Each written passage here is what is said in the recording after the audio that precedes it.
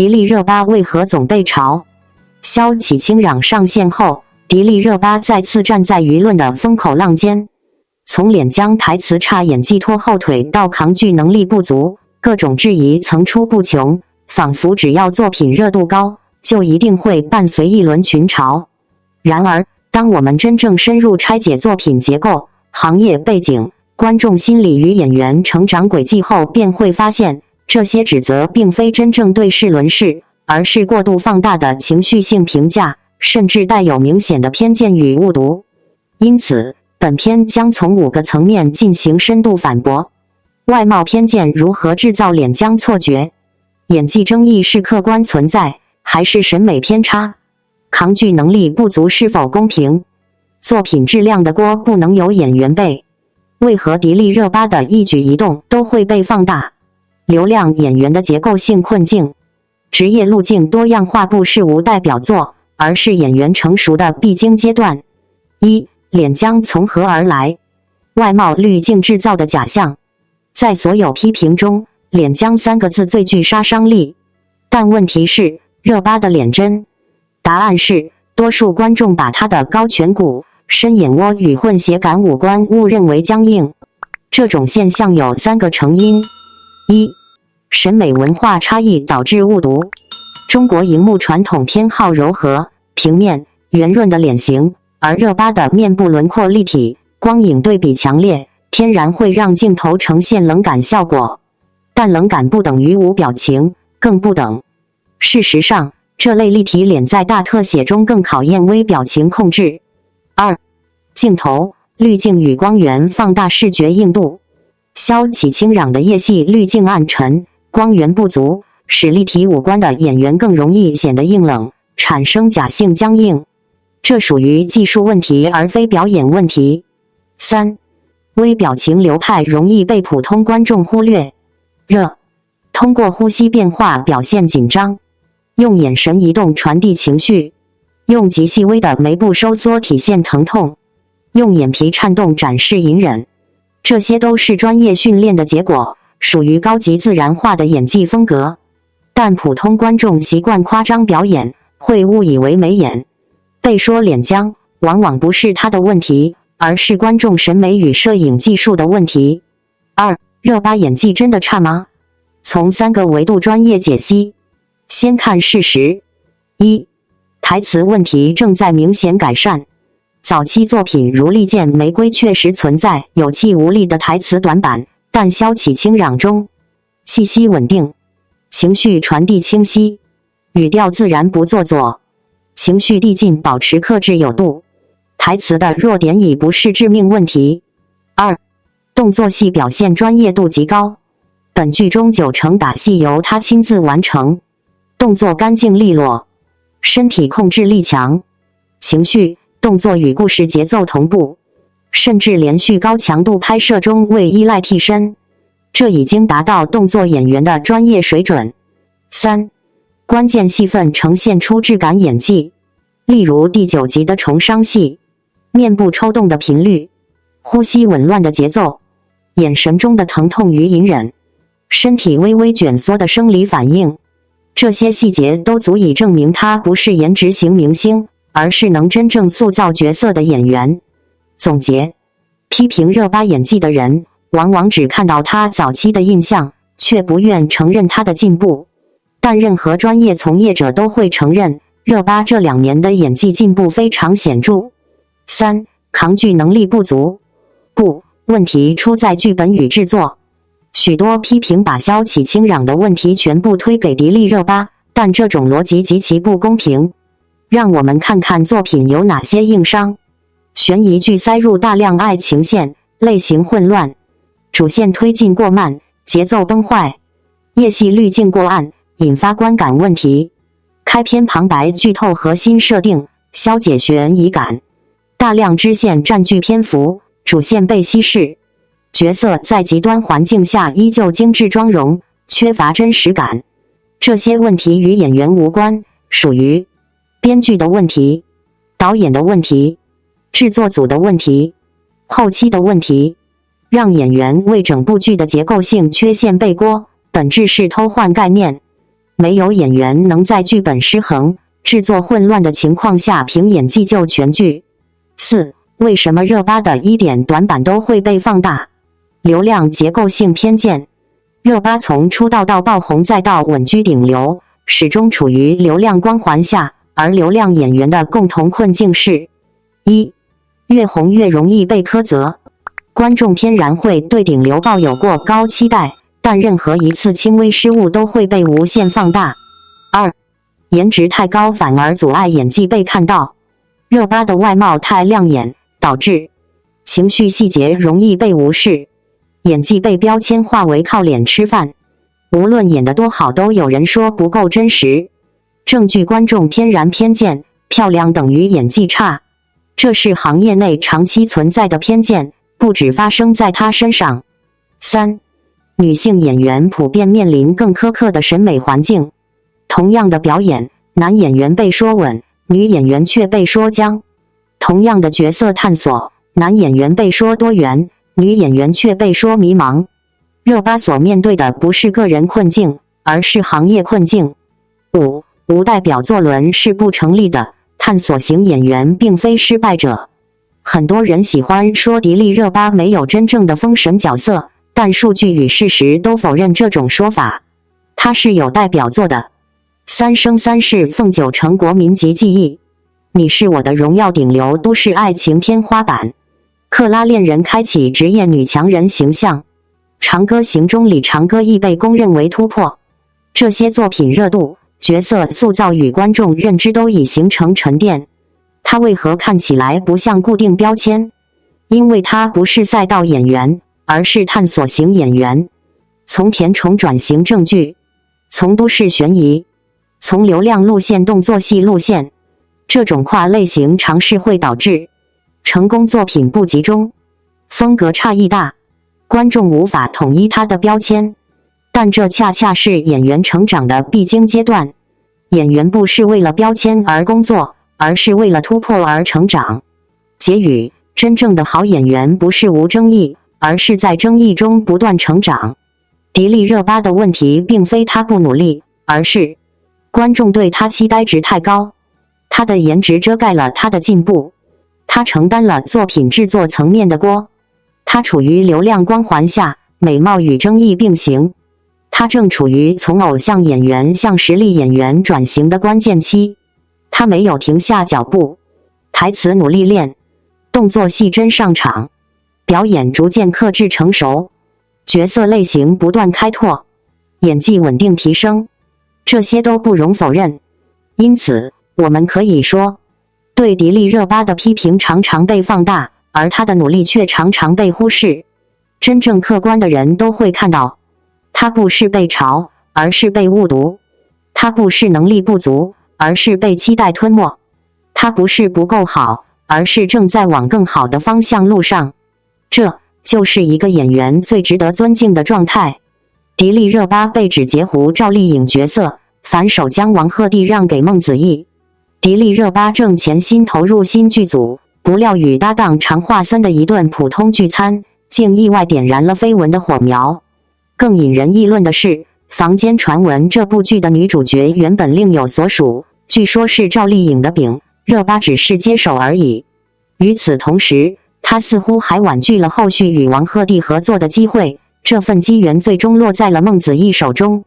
此前，迪丽热巴凭《利剑玫瑰》中的出色表现，不仅演技备受赞誉，更赢得了主流媒体的肯定。正处事业上升期的她，马不停蹄地官宣了下一部迷你剧，虽然不能同时拥有一切。谁曾想，新剧喜讯刚公布，争议的浪潮便紧随而来。网络传言四起，这个备受瞩目的角色，最初仿佛是为赵丽颖量身定做的。但热巴凭借《利剑玫瑰》积累的强劲口碑与观众缘，让投资方心中的天平发生了倾斜。另一种声音则力挺赵丽颖，趁她是因为档期撞车，无奈与角色擦肩而过，她即将全力投身于新剧开盘。这就让整件事变得扑朔迷离。有人调侃热巴这是接了个烫手山芋，也有人认为她是凭实力逆袭。网友们更是各抒己见，吵得不可开交。利剑玫瑰就是硬通货，资方选择热巴不是明智之举吗？双引号，怎么所有好资源都流向同一个人？难道真是捡漏王？双引号，能不能多关注作品本身？天天上演抢资源的剧情，观众都看累了。双引号，截至目前，相关各方都保持沉默，并未对此风波做出任何官方解释。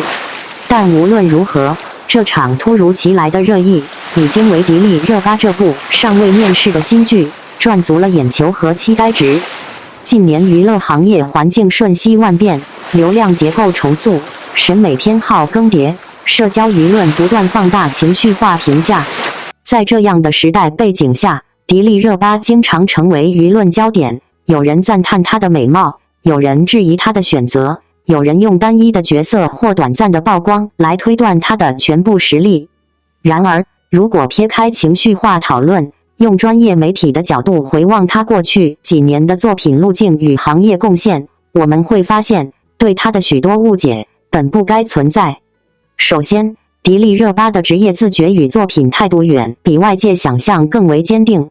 她并未依赖流量红利停留在舒适区，而是在不断尝试更具深度与难度的角色转型。从早期的活泼少女、轻喜剧角色，到近年的现实题材、职场女性、人性复杂的角色弧线，她的作品明显呈现出去流量化、走实力化的趋势。无论是节奏精准的情绪表达，还是对人物细节的反复打磨，她都在用行动证明演员的价值从来不是被动的热度堆砌，而是主动的专业修炼。其次，关于美貌压倒实力的偏见，是许多女演员长期遭遇的刻板叙事。迪丽热巴无疑拥有极高辨识度的外形，但美貌从不是她的限制，反而成为她用表演突破的起点。她在角色中的投入常常被忽略，例如为了塑造复杂的情感走向，她会主动向导演提出多种版本处理方式。一些情绪爆裂场面，她坚持不用替身，以真实呼吸和力量支撑戏剧张力。一个真正把表演当成事业而非工具的演员，不该被贴上只靠颜值的不公标签。再次，作为维吾尔族演员，迪丽热巴在文化传播层面具有不可忽视的象征意义。她的成功不仅体现个人努力，更在主流娱乐环境中拓宽了审美边界，推动多元文化在影视行业的可见度。她的存在，使得更多年轻人看到，身处不同文化背景，同样可以凭借专业能力在行业立足、闪耀。这样的积极影响，值得被肯定，而不是被噪音淹没。最后，舆论环境或许喧嚣，但时间不会撒谎。一位演员真正的价值，永远由作品积累，由观众沉淀，由角色永存。对迪丽热巴而言，与其回应一时的误解，她更愿意用实际作品说话。而这，恰恰是一个成熟演员最可贵的姿态。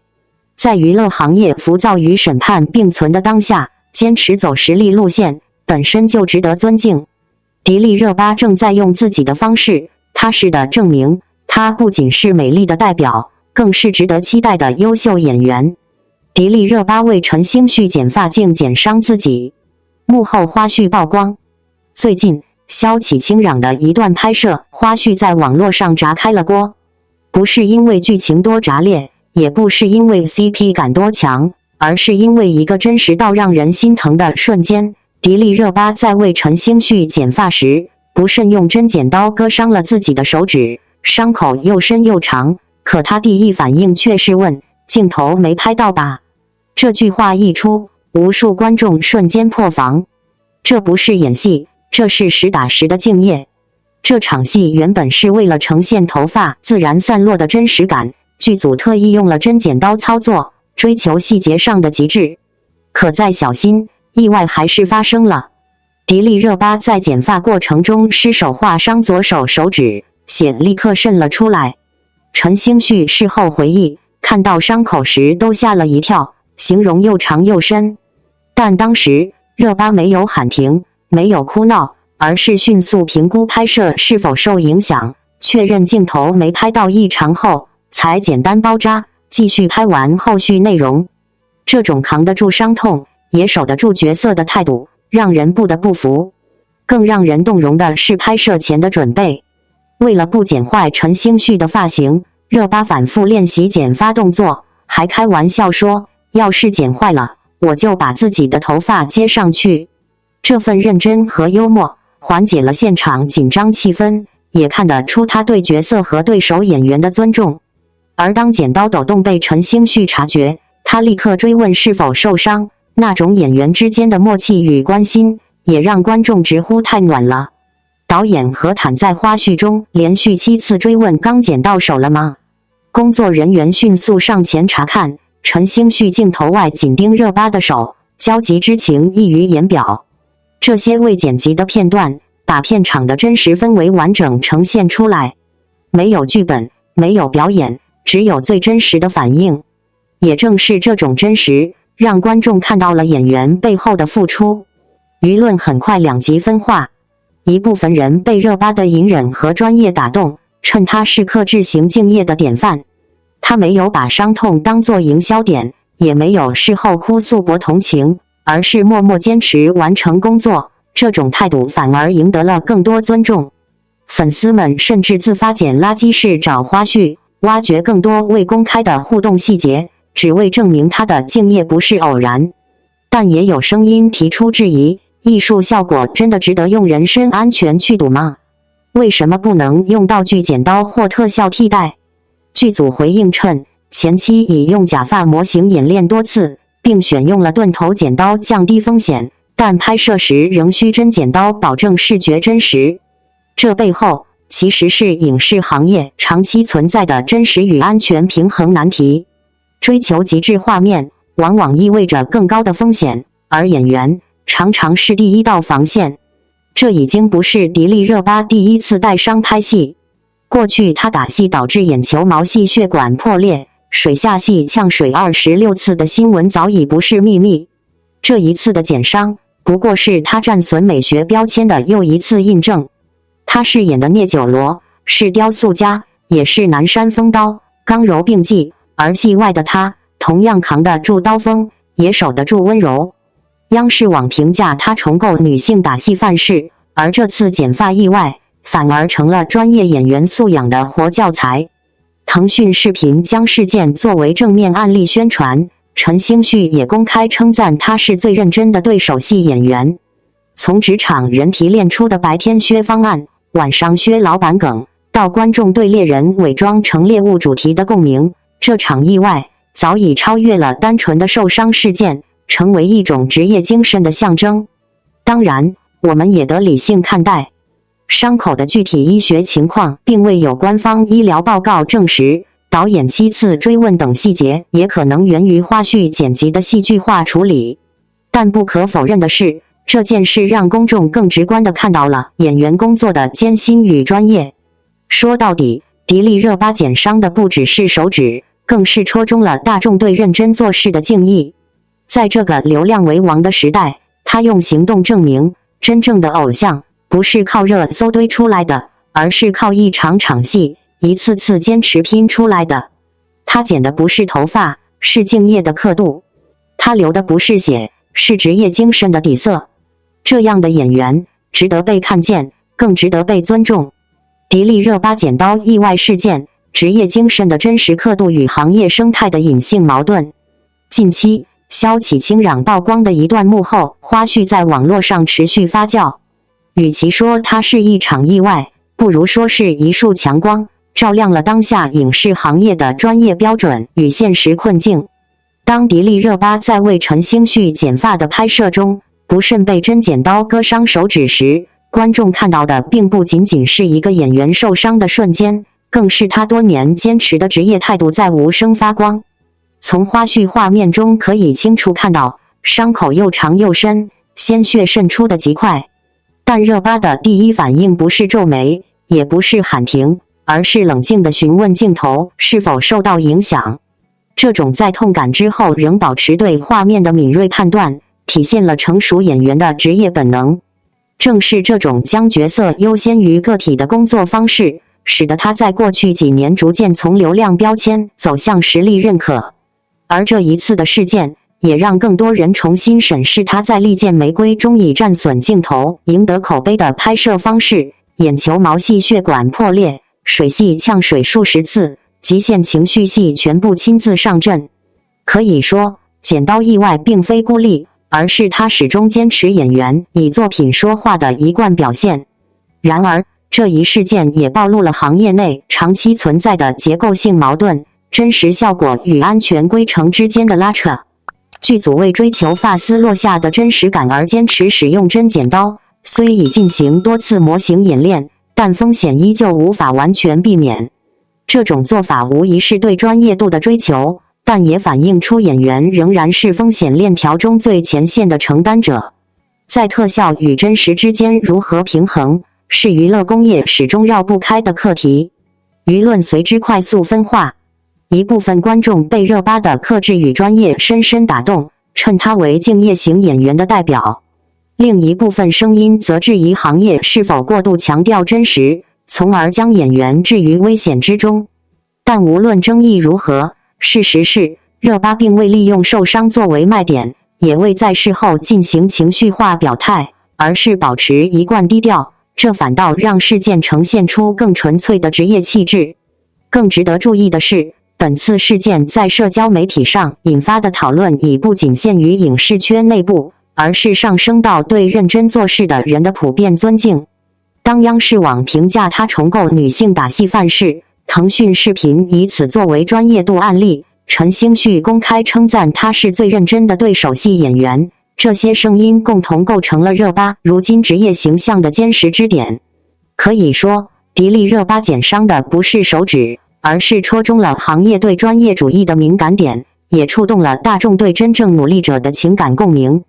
在娱乐行业浮华常盛的时代，这种不喧哗、不营销，用行动证明价值的演员，显得更加难能可贵。此次事件也正因此成为他职业道路上一个新的注脚。真实的实力不需要大声宣告，他在伤口里，在坚持里，在镜头悄然记录的一瞬里，自会闪光。新疆的亲闺女上分成功，迪丽热巴和家乡的双向奔赴太好嗑了。最近有网友扒出一个暖心大瓜，原来新疆电视台有个隐藏的迪丽热巴专栏，只要热巴有新剧上线，娘家人就火速安排翻译，几乎同步用维吾尔语播出。这操作让全网震惊，好家伙，这哪是普通老乡，这简直是配备了专业字幕组的娘家后援会啊！而热巴对家乡的爱，更是直接写在工作汇报里。春晚新疆分会场，她一身灿烂的爱德莱丝绸，舞姿翩跹，直接把新疆魅力打在公屏上。综艺里更成了行走的新疆美食代言人，说起烤包子、大盘鸡、酸奶粽子时眼睛发亮的样子，让屏幕前的观众忍不住大喊：暂停一下，我先点个外卖。双引号。最让网友直呼格局打开的是他在国际场合的表现。国外采访中，他大方展示精美民族服饰，依据这是我们的文化，很美对吧？带着满满的自信，跳起新疆舞来，那种从骨子里透出的热爱，妥妥的文化输出天花板级示范。这波操作看下来，网友们都磕疯了，这是什么双向奔赴的神仙剧情？新疆，我闺女出息了，必须排面。热巴，我家的好必须让全世界知道。果然，辽阔的土地养出的都是大气敞亮的儿女。双引号。从电视台的专属通道到全球舞台的文化自信，迪丽热巴和新疆的这场爱的双向奔赴，没有惊天动地的故事，却像石榴籽一样密密实实的甜。原来最好的支持，是给你最坚实的后方。最好的回报，是把你给我的荣光洒向更远的地方。这波我以你为荣，你以我为傲的剧情，比任何顶流大戏都好看。毕竟，真诚才是永远的必杀技啊！在流量与热点频繁更迭的娱乐圈里，很少有明星的家乡叙事能引发如此大范围的关注。然而，迪丽热巴与新疆之间的双向奔赴，却以一种悄然而坚定的方式，成为了舆论场上最具温度的文化话题。近日，有网友发现新疆电视台几乎拥有一个迪丽热巴专区，只要它有新剧上映，官方便会迅速跟进维语版本的翻译与播出。这样的配置不是普通的宣传，而是带着一种家乡独有的底气与宠爱。对新疆来说，迪丽热巴不仅是一位演员，更像是一张鲜活的文化名片。而对迪丽热巴而言，家乡则是她最坚实的精神后盾。这种双向支撑并非偶然，而是长期累积的结果。从春晚新疆分会场到国际采访舞台，从综艺节目中的美食分享，到日常对民族文化的自然表达，迪丽热巴从未回避自己的出身，更未将其符号化、标签化。她的态度不是刻意展示，而是天然流露，一种深植在骨子里的文化归属感。尤其是在国际场合，她将民族服饰自信地展示给世界，轻松一句“这是我们的文化，很美吧”，不仅传递了审美，更传递了文化主体性。在全球化语境里，这种自然、自信、无负担的文化表达，正是当代中国年轻演员最珍贵的品质之一。值得注意的是，这种文化自觉并非空洞概念，而是建立在她的公众影响力之上。作为当红演员，她的每次亮相都自带传播效应，而她选择将这种影响力的一部分回流给家乡。这不是义务，而是自发；不是宣传任务，而是情感选择。新疆对她的支持也恰到好处，从电视台同步播放，到官方活动对她的文化形象背书，这种支持不是打造完美女神，而是尊重她作为文化传播者、艺术从业者的独立价值。在这种关系中，双方都不依附、不消耗，而是互相成就。在娱乐行业充斥人设崩塌、曝光营销的当下，迪丽热巴与新疆之间这种含蓄却深厚的连接，反而成为一种稀缺的真诚。它不是刻意制造的热点，却胜过所有热点；不是剧本，却比剧本动人。有人说，最好的支持是你在，我就在。而迪丽热巴与她的家乡，正是这种温暖的现实版本。这不仅是一位演员的故事，更是一种文化认同的故事。它让更多人以新的方式认识新疆，也让新疆以最质朴的方式回应一位走得更远的女儿。在快速变化的时代，这样的双向奔赴值得被记录、被珍惜，也值得被更多人看到。迪丽热巴黑衣杀疯了，酷到天灵葛发颤，对镜 wink 甜的人当场心梗。见过把黑色穿成魔法阵的人吗？迪丽热巴往镜子前一立，整套黑色系穿搭像裹了层暗夜星辰，不是那种压得人喘不过气的沉郁，是把酷熬成了蜜色糖浆，再偷偷撒把糖霜，甜得连空气都要绕着它转3圈。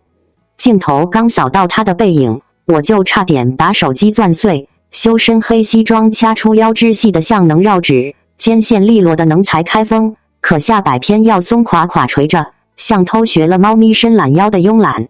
内搭的吊带裙领口缀着细银链，走动时链坠晃出星点冷光，把公器揉成了会发光的小钩子，勾得人想盯着看，却又怕被他的眼神反杀。再看脚上的黑马丁靴，鞋跟敲的声响都带着股老娘不好惹的底气，可靴筒边缘却绣了圈淡粉蔷薇，这哪是穿衣服，分明是把酷和甜拆成零件，再拼出个活色生香的反差精。最绝的是他转身对镜的那瞬间，镜子里的他先歪了歪头，眼尾的碎钻眼影闪得像藏了整座银河，接着嘴角慢慢翘成月牙，突然抛来一个 wink， 那眼波比加了10级柔焦滤镜还软，甜得连镜子都要泛起涟漪。前一秒还让人觉得这姐能单手掰断钢管，后一秒就甜得人心脏漏跳半拍，像喝了杯冰美式加双倍奶葛，亮得清醒又甜得发晕。现场的摄影师当场喊卡都慢了半拍，后来偷偷说，我镜头都抖了，怕拍不清他眼睛里的星星，那哪是 wink， 是把春天揉成糖豆，精准弹进人心里啊。双引号。你以为这只是穿搭好看？错了，这是迪丽热巴把矛盾感完成了顶级艺术。黑色的冷硬在她身上从不是铠甲，是给甜妹气质搭的暗背景板，西装的挺刮衬得她五官更立体，像雕塑家精心凿出的轮廓。吊带的柔软中和了酷感，让公器里渗着点小女生的娇憨。连耳饰都选了黑玛瑙镶碎钻，戴在耳上像坠了2颗会发光的星子，说话时轻轻晃，甜得连风都要驻足。她对镜笑的时候，连黑色布料都跟着活了过来，原本沉郁的黑变成了温柔的壳，裹着里面软乎乎的甜，像把生人勿近的警示牌换成了快来入我的邀请函。网友评论区早就炸成了烟花，救命！这穿搭是给我这种又爱酷又爱甜的人的定制款吧。他 wink 的时候，我手机屏幕都自动加了粉色滤镜。原来黑色不是酷的同义词，是甜的高级包装纸。更有美妆博主连夜扒同款，从西装的垫肩角度到吊带的蕾丝密度，甚至连口红的豆沙条都要精确到色号。可他们没说破的是，热巴的美从来不是靠单品堆出来的，是她把酷的骨架撑得够稳，再把甜的灵魂填得够满，让每一件黑色单品都成了反差感的放大器。其实我们爱极了这样的热巴，她敢穿最难搞的黑色，却把它穿成了可盐可甜的教科书。她敢耍最攻的范儿，却用 wink 把甜度拉满。就像生活里的我们，总在要做酷飒的大人和想当软萌的小孩间摇摆，而她用一套黑衣告诉我们，酷不是拒人千里的墙，甜也不是软弱的标志，把两者揉在一起，才是最鲜活的，能戳中人心的美。迪丽热巴黑衣造型惊艳出圈，反差魅力为何让人欲罢不能？在众多以时尚造型出圈的明星中，迪丽热巴始终拥有一种独特的辨识度，不是简单的美貌压场，而是将冷甜公柔4种气质同时融合的罕见能力。她最新的一组黑衣造型在网络上持续发酵，之所以能引发如此强烈的讨论与追捧，并非偶然，而是她长期以来形成的个人气质与时尚感的集中体现。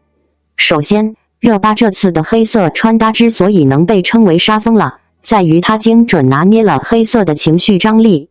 黑色于大众而言容易显沉重或压抑，但在她身上却呈现出一种明亮的力量，利落的肩线，收腰的剪裁，轻垂的下摆，这些本该显硬朗的元素被她穿出了柔和韵律。那种冷感外壳裹着甜度的冲突魅力，视觉上极具冲击力。其次，造型的反差感被她的镜头表现力最大程度放大。当她对着镜子轻轻一笑，再给出一个 wink， 那一刻所有冷酷气场瞬间溶解，取而代之的是带着小钩子般的甜，足以让镜头前的观众心跳漏一拍。也正是这种情绪切换自如的能力，使她在静态图与动态花絮中都拥有强烈吸附力，攻得住，也甜得出，能让你觉得3米之外生人勿近，也能让你下一秒想靠近一点再看。第三，造型本身的细节选择也展现出她对时尚的理解。吊带裙上微闪的链饰，马丁靴边缘的粉色花纹，黑玛瑙耳饰的星点光芒，这些巧思让黑色不再单一而变成烘托气质的舞台。它并非简单依赖单品，而是用气质把衣服点亮。这正是造型师常说的，衣服在她身上是活的。双引号。更重要的是，迪丽热巴在黑衣造型中展现出的自信，是一种从容且不刻意的美。她没有用力想酷，也没有刻意表现甜，而是让服装成为情绪延伸，让自己真实的形象在镜头中自然散发光芒。这种松弛与强势共存的状态，是许多明星难以企及的时尚表现力。可以说，热巴这次的黑衣造型火出圈，并不是因为某个单品特别惊艳，而是因为她本人就是反差美学的最佳代言人。在流量明星不断更替、审美疲劳不断加剧的时代，她用一种独有的方式告诉大众，真正的时尚不是换装，而是气质的表达。真正的魅力不是盯着镜头摆造型，而是让镜头为她停留。迪丽热巴再一次用黑色证明了她值得被看见。你有没有过被某套穿搭一眼击中的瞬间？如果让你学热巴搭一套酷中带甜的黑色 look， 会先从哪件单品入手？感谢您观看视频。如果您觉得本时事通讯有用，请不要忘记点赞、评论和订阅。祝您生活愉快，充满活力。再见。